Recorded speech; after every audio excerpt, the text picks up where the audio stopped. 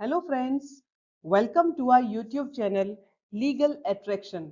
Law की बात, no बकवास। फ्रेंड्स, आज हम आप सभी के सामने एक बहुत ही इम्पोर्टेंट और एक बहुत ही सेंसिटिव मुद्दा डिस्कस करने जा रहे हैं। आज हम बात करेंगे इलाहाबाद हाई कोर्ट के उस कंट्रोवर्शियल वर्डिक्ट की, जिसको अभी रिसेंटली सुप्रीम कोर्ट ने भी उस पर स्टे लगा दिया। हम बात करेंगे जहां पर इलाहाबाद हाई कोर्ट ने ये कहा था कि एक बच्ची के ब्रेस्ट को ग्रैब करना, उसे छूना, दबाना और लड़की का उसके पजामे के स्ट्रिंग्स को खोलना, उसके पजामे के नाड़े को खोलना अपने आप में अटेम्प्ट टू रेप नहीं है। इलाहाबाद हाई कोर्ट ने ऐसा क्यों कहा, ऐसा क्या रीजनिंग थी कोर्ट ने कहा, हम ये डिस्कस करेंगे। हम ये भी बताएंगे कि इस केस में हमारे ऑनरेबल सुप्रीम कोर्ट ने क्या कहा और उन्होंने क्या टिप्पणी दी इस केस में।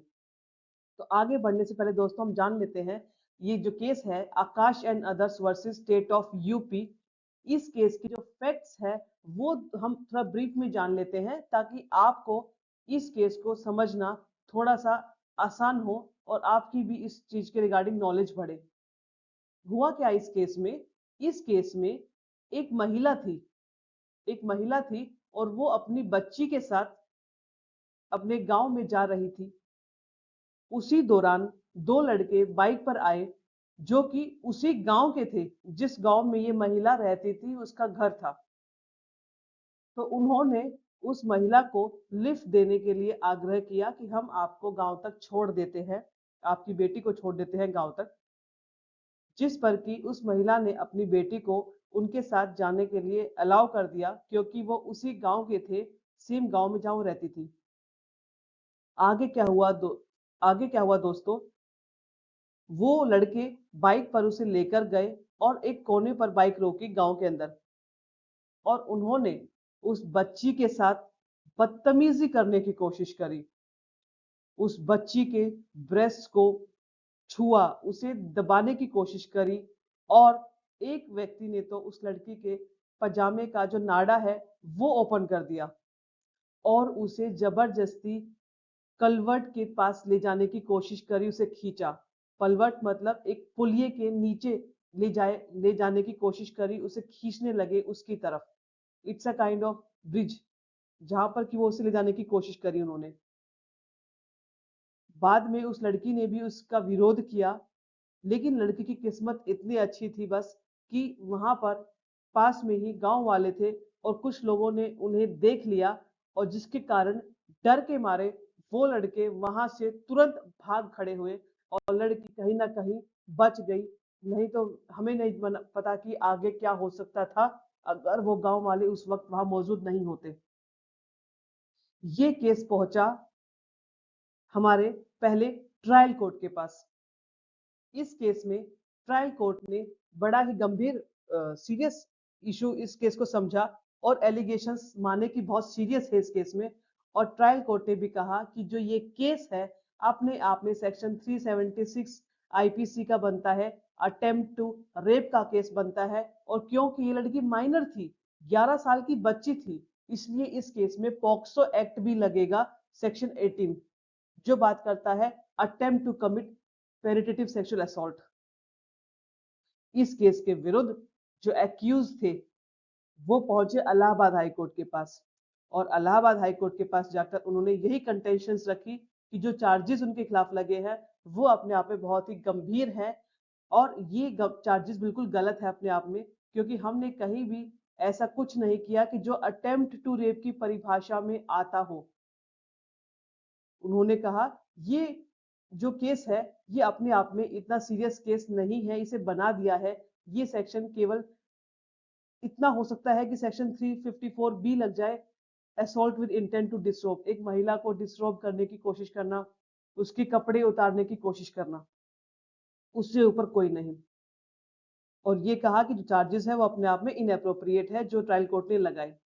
अब इलाहाबाद हाई कोर्ट के पास यही इशू आया कि जो ट्रायल कोर्ट है, क्या ट्रायल कोर्ट के चार्जेस अपने आप में ठीक है, हाँ या नहीं।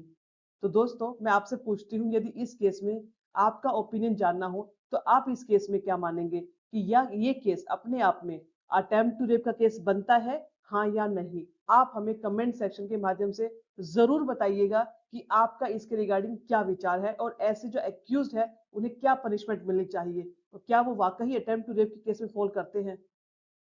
हम जानते हैं कि जो इलाहाबाद हाई कोर्ट है, इलाहाबाद हाई कोर्ट ने अपना क्या ओपिनियन दिया इस केस में। पहली बात, इस जजमेंट को दिया जस्टिस राम मनोहर मिश्रा ने, और जस्टिस राम मनोहर मिश्रा ने साफ साफ कहा कि ये केस अटेम्प्ट टू रेप का केस बनता ही नहीं है। कोर्ट ने क्लियर किया कि ऐसा हमारे पास कोई भी एविडेंस नहीं है और कोई भी ऐसी बात नहीं हुई है, कोई ऐसा एक्शन नहीं है जो ये कह सके कि ये केस अटेम्प्ट टू रेप का केस बनता है। और कोर्ट ने ये बोला कि ऐसे केसेस में पहले आप ये देखिए, फैक्ट्स को देखते हुए, कि प्रिपरेशन, उसके उस अपराध को करने की तैयारी और अटेम्प्ट करने में अंतर है। कोर्ट ने दो शब्दों में अंतर बताया, प्रिपरेशन वर्सेस अटेम्प्ट में। कोर्ट ने माना कि जो ये इस केस के फैक्ट्स हैं, फैक्ट्स केवल सिंपल फैक्ट्स थे कि लड़की को वो लेकर गए थे अपने साथ एक्यूज, उन्होंने उस लड़की को ब्रेस्ट को छुआ और उसके जो पजामे का नाड़ा है वो ओपन किया। इतने ही फैक्ट्स हैं, कहीं भी ये मेंशन नहीं किया कि उन्होंने उस लड़की के कपड़ों को उतारा, उन्होंने उसके जबरदस्ती करने की कोशिश करी आगे और उसके रेप करने की कोशिश करी। ऐसे फैक्ट्स तो नहीं है। इसीलिए ये केस अपने आप में केवल और केवल सेक्शन 354 बी आईपीसी, जो बोलता है असोल्ट विद इंटेंट टू डिसरोब, एक महिला के कपड़े उतारने की कोशिश करना, इतना ही केस बनता है। और पोक्सो एक्ट के अंदर भी सेक्शन 9 कवर करता है सिर्फ, जो बात करता है एग्रीवेटेड सेक्सुअल असोल्ट। ये केवल सेक्सुअल असोल्ट का मामला है।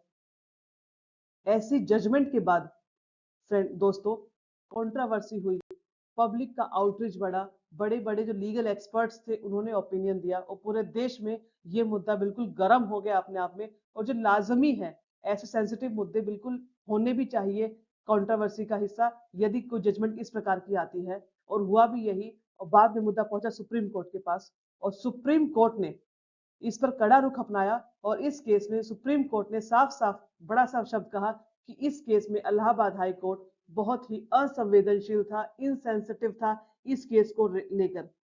और कोर्ट ने इस केस में तुरंत इस इलाहाबाद हाई कोर्ट की रूलिंग पर स्टे लगा दिया, इस इलाहाबाद हाई कोर्ट की रूलिंग को रोक दिया।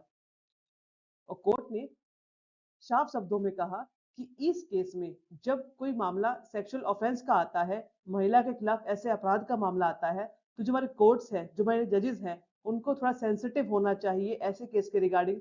और वो किस भाषा का उपयोग कर रही हैं, उन्हें इस बात का भी ध्यान रखना चाहिए। और इस केस में कोर्ट ने कहा कि इस केस में जो अप्रोच थी इलाहाबाद हाई कोर्ट की, वो इनह्यूमन थी, अमानवीय थी और बहुत ही मैकेनिकल जजमेंट रही कोर्ट की। और इसीलिए कोर्ट ने कहा कि इनसेंसिटिवली कोर्ट ने डिसाइड किया। ऐसे केसेस में कोर्ट्स को ये चाहिए कि सेंसिटिव होकर केस की जो फैक्ट्स है उनको समझकर कि ऐसा सेक्शन क्यों बनाया गया है, इसका क्या पर्पस है, इसी के बेस पे केस को डिसाइड करना चाहिए। सो ये दोस्तों जस्ट इलाहाबाद हमारे सुप्रीम कोर्ट का फाइनल जजमेंट था, जो कि सराहनीय भी है कि कोर्ट ने तुरंत ऐसी जजमेंट पर रोक लगा दी। इसमें दोस्तों आपका क्या ओपिनियन है, आपका क्या कहना है कि ऐसे मुद्दे पर क्या वाकई ये अटेम्प्ट रेप का केस बनता है या इलाहाबाद हाई कोर्ट की वर्डिक्ट सही रही? कहीं ना कहीं आप ये भी सोचिए कि यदि उस वक्त वो जो गांव के विलेजर्स थे वो यदि नहीं होते और तुरंत वहां से एक्यूज नहीं निकलते, तब क्या होता? क्या तभी भी जो एक्यूज थे उस लड़की को वही वो उसको छोड़ देते उस सिचुएशन में? तो आपको क्या लगता है? सो थैंक यू दोस्तों, ये हमारा आज का टॉपिक था, बहुत सेंसिटिव इशू था। इसे हमने आपको सिंपल भाषा में समझाने की कोशिश करी ताकि आपको भी नॉलेज हो कि ऐसे केसेस में कोर्ट कैसे सोचता है और कोर्ट की क्या ओपिनियंस होती है। थैंक यू दोस्तों। एंड आपको यदि हमारा चैनल अच्छा लगा हो तो हमें जरूर कमेंट सेक्शन के माध्यम से बताइए और इस चैनल को अपने फ्रेंड सर्कल्स में, रिलेटिव्स में लाइक शेयर सब्सक्राइब करिए। Thank you friend.